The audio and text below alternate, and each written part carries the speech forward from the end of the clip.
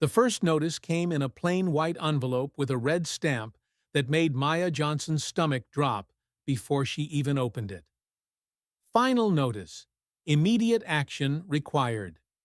She stood in the hallway of her apartment building with the mail still in her hand, keys dangling from her fingers, coat half unzipped because she'd stopped walking the moment she saw the words.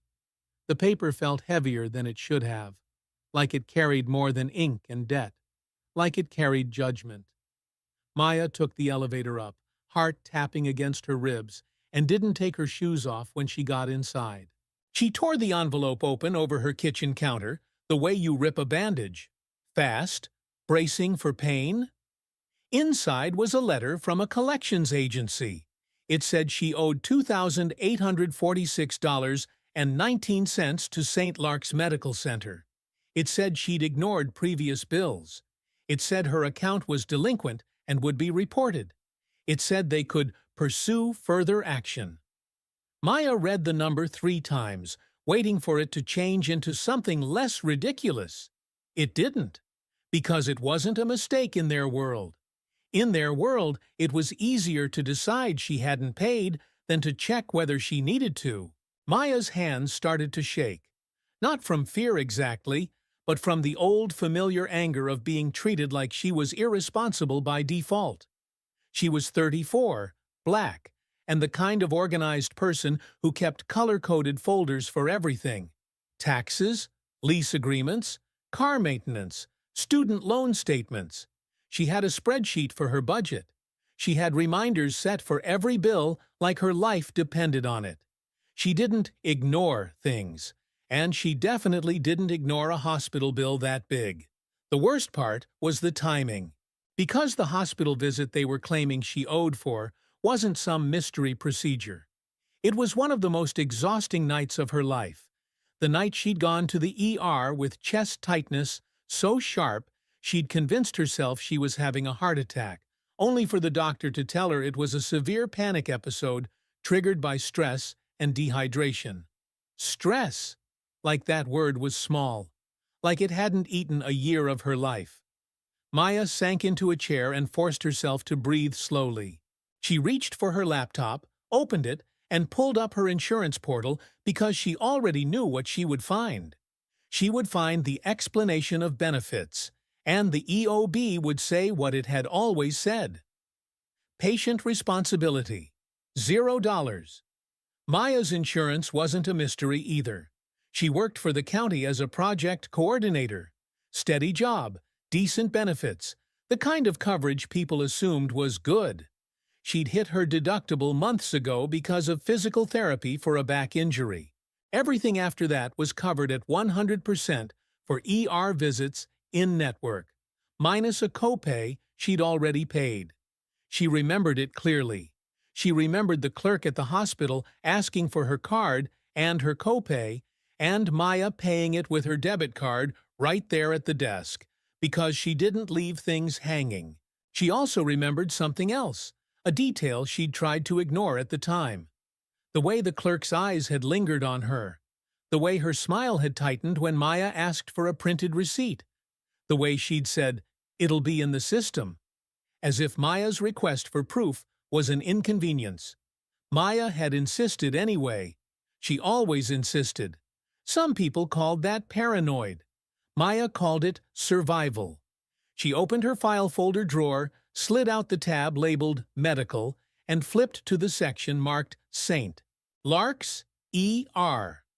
Inside were 3 things: her receipt for the copay, her discharge paperwork, and a printed copy of her insurance EOB. The EOB was a single page with simple lines that said everything that mattered. Total billed, $7,912. Allowed amount, $3,141.19. Insurance paid, $3,141.19. Patient responsibility, $0.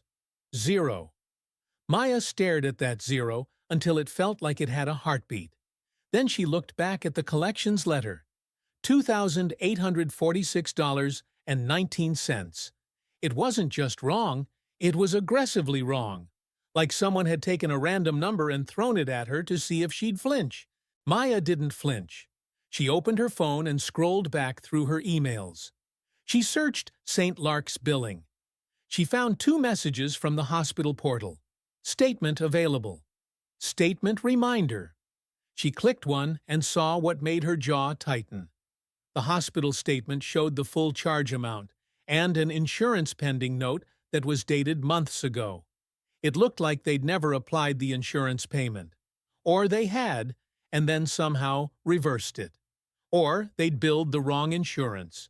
Or they'd sent her account to collections without reconciling anything at all.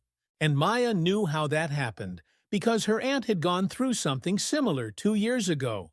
Hospitals had billing departments that moved like slow machinery, and collections agencies moved like sharks. The moment an account got flagged as unpaid, the system didn't care whether the patient had done their part. It just cared that someone could be squeezed. And some people got squeezed more than others. Maya rubbed her forehead, then did what she always did when she felt the world trying to shove her into a story she didn't belong in. She got organized. She created a folder on her desktop called St. Lark's Collections Dispute. She scanned the collections letter. She saved a PDF of the EOB from the insurance portal. She took screenshots showing the patient balance as $0. She added the copay receipt. She wrote down dates: ER visit date, insurance processing date, the day the statement first appeared, the day the collections letter arrived. Then she called the collections agency. The phone menu was a maze designed to tire you out. Press 1, press 2, press 3. This call may be recorded. More music, more waiting. When a human finally answered, the woman's voice was smooth in a way that felt practiced. Collections Recovery Services. This is Amanda. Can I have your account number? Maya read it off. Amanda's keyboard clicked. Okay, Ms. Johnson. I see you have an outstanding balance of $2,846.19. Maya's voice stayed calm. That's incorrect. My insurance EOB shows 0 patient responsibility. A pause. Then Amanda said, "We only collect what we're told is owed." Maya almost laughed, but it came out as a controlled exhale. Then you were told wrong. Amanda's tone shifted slightly. Pleasant, but firmer. Ma'am, if you believe there is an error, you'll need to contact the hospital. I will, Maya said, but I'm also disputing this debt with you formally. Please note, this account is in dispute. I need written confirmation that you received the dispute. Amanda hesitated. We can note it. I need confirmation, Maya repeated. Email or mail? Amanda sighed softly, like Maya was being difficult for asking for basic rights. We can mail a confirmation letter within 10 business days. Do that, Maya said, and provide the validation notice and itemization. Amanda's voice became cooler. We already sent the notice. And I'm requesting the validation and itemization, Maya said, steady. Also, do not report this to the credit bureaus while it's disputed. Another pause. I'll note your request. Maya knew note was not the same as do, so she followed up immediately with a written dispute letter through the agency's online portal, attaching the EOB and marking the debt as disputed. Then she called St. Lark's billing office. The billing line kept her on hold for 32 minutes. The music looped so many times Maya started to hear it even when it stopped. When the agent finally answered, he sounded tired before she'd even spoken. St. Lark's billing, this is Trevor. Maya gave her name, date of birth, account number. Trevor pulled it up. Yes, I see an outstanding balance. Maya's voice stayed polite. There should not be. My insurance EOB shows 0 patient responsibility. Insurance paid the allowed amount in full. Trevor said something that made Maya's jaw tighten again. We don't go by EOBs. We go by our system. Maya leaned back in her chair, eyes closing for a moment. The audacity of saying, We don't go by what the insurance officially said. Would have been funny if it wasn't threatening her credit. The EOB is the insurance's official determination, Maya said slowly. It states what you're allowed to bill the patient. It says 0. If your system says otherwise, your system is wrong. Trevor exhaled into the phone, annoyance creeping in. Ma'am, sometimes insurance denies things. It didn't deny it, Maya replied. It paid it, on this date. She read the payment date from the EOB. And I can send you the document. Trevor's tone was flat. You can fax it. Maya blinked. Fax? Yes.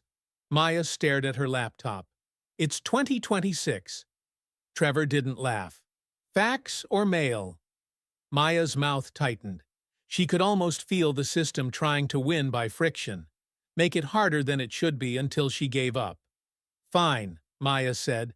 I will upload it through the patient portal and email it if you have a secure address. We don't accept email, Trevor said. Maya's voice sharpened slightly. Then how did you accept the insurance payment? Trevor paused, as if he hadn't expected her to be smart out loud. We can submit a billing review request. Do it, Maya said immediately. And I need the claim number you billed my insurance under. Trevor hesitated. That's internal. Maya's tone stayed controlled, but unmovable. It's my medical account. I'm requesting it. Trevor sighed. Okay. One moment. Keyboard clicks. A longer pause. Then he said, It looks like the insurance on file is different. Maya's stomach dropped. Different how? It's showing an inactive plan, Trevor said slowly. Maya's eyes narrowed. My plan is active. I used it last week. Trevor cleared his throat. It might be an older policy. Sometimes registration uses what's in the system. Maya's voice turned icy. So you billed the wrong insurance. Trevor didn't answer directly. We can update the policy? Maya sat up straighter. Why did you send it to collections without confirming the correct insurance and applying the payment? Trevor's silence was answer enough. Maya took a breath, forcing herself to keep control. Okay, here's what's going to happen. You're going to update my insurance to the correct active policy. You're going to rebill or reconcile the claim based on the payment already made. You're going to recall the account from collections. And you're going to send me written confirmation that my patient balance is 0, and that no negative credit reporting will occur. Trevor's voice got defensive. Ma'am, I can't guarantee. Maya cut in. Calm, but absolute. Trevor, the EOB states 0 patient responsibility. If you report this debt, you are reporting an invalid debt. I will file complaints with the State Insurance Commissioner, the Attorney General's Office, and the Consumer Financial Protection Agency. I will also request a compliance review for improper collections. There was a pause. When Trevor spoke again, his voice was different, more careful. Let me get a supervisor, he said. Yes, Maya replied. Please. She waited on hold again, but this time she didn't feel helpless. She felt steady. Angry, yes, but steady because she had proof. A supervisor came on. Denise, voice crisp, professional. Maya, I understand there's a concern about a balance that went to collections, Denise said. It's not a concern, Maya replied. It's an error. My insurance EOB shows 0 patient responsibility and payment in full. Your office billed an inactive policy and failed to reconcile before sending to collections. Denise paused, then said, Do you have the EOB available? I do, Maya said, and I can upload it to the portal right now, but I also want you to look at the payment posting records. Denise said, Okay, I'm reviewing the account. Maya listened to the quiet clicking on the other end. It took longer than it should have, which told Maya Denise was actually looking, not just pretending. Then Denise exhaled. I see the issue, she said. Maya's shoulders loosened slightly. What do you see? Denise spoke carefully, like she didn't want to admit too much at once. The account shows an insurance payment was received, but it was posted to a different encounter number due to a registration mismatch. Your visit was linked to an outdated policy, so the payment didn't apply to this balance. Maya stared at the ceiling. So you had the money. Denise's voice softened. It appears the payment was misapplied. Maya's laugh came out short and bitter. And instead of fixing that, you sent me to collections. Denise didn't argue. We're going to correct the posting. Once it's corrected, your balance will be 0. Maya's voice was calm but firm. And the collections account? We will submit a recall request to the agency, Denise said, and we will send a letter confirming the balance is 0. Maya didn't let her off easy. I need confirmation that this will not be reported on my credit. Denise hesitated. If it hasn't been reported yet? Maya interrupted. Confirm it. Denise took a breath. We will request that the agency not report it, and if any reporting occurred, we will request deletion. Maya's stomach tightened. Request, not guarantee. So Maya added one more layer of protection. I want the recall request number, Maya said. I want the date it's submitted. And I want the name of the compliance contact for St. Lark's billing.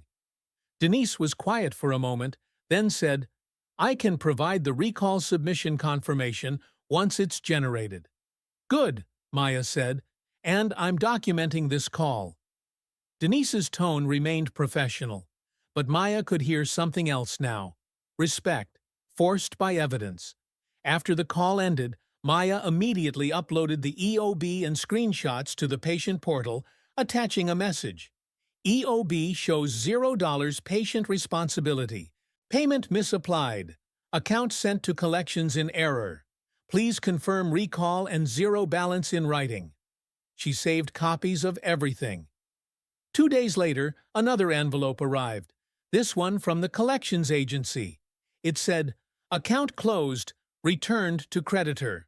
No apology, just closure. Like they were returning a package to sender. Later that same afternoon, an email came from St. Lark's. We have reviewed your account. The balance has been corrected to $0. The account has been recalled from collections. Please accept our apologies for any inconvenience. Inconvenience. Maya stared at that word and felt the anger flare again, because it hadn't been an inconvenience. It had been a threat to her credit, her housing options, her future interest rates, things that already hit Black families harder because the margin for error was smaller. She forwarded the email to herself, printed it, and filed it. Then she did something she hadn't planned on doing. She called her mom. Her mom answered on the second ring. Hey, baby. Maya's voice softened instantly. Hey, you got a minute? Always. Maya hesitated, then said, Do you still have that folder with your hospital paperwork from last year? Her mom sighed. Why? Because they sent me to collections for a bill I didn't owe, Maya said, and I fixed it. But I'm thinking about all the people who don't know to check their EOB. There was a pause. Then her mom said quietly, Maya, that's why I keep every paper you tell me to keep. Maya swallowed. Good, because I want to make sure they didn't do it to you too.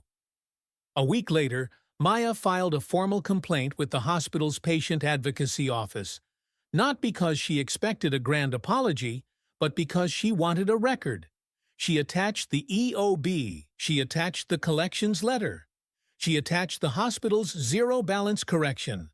She requested an investigation into why her account was sent to collections despite insurance payment and zero patient responsibility. She also filed a complaint with her state's Consumer Protection Division because someone needed to keep score. And then, in the most practical act of rebellion, she wrote a short guide and emailed it to her friends and coworkers. If you get a hospital bill you don't recognize, 1. Check your insurance EOB, Patient Responsibility Line Matters. 2. If EOB says $0, don't pay. Dispute. 3. Demand itemization plus claim number plus posting records. 4. Put everything in writing. 5. If collections calls, say, I dispute this debt, and ask for validation. People replied with thank yous, with their own horror stories, with relief that someone had finally explained the rules. Maya wasn't proud that she'd had to fight. She was proud that she'd won cleanly, with proof and persistence, without letting the system drag her into a version of herself it wanted. Panicked, ashamed, silent, because the EOB didn't care who she was. It cared what was true. And the truth was simple. The patient balance was 0, so the debt was too.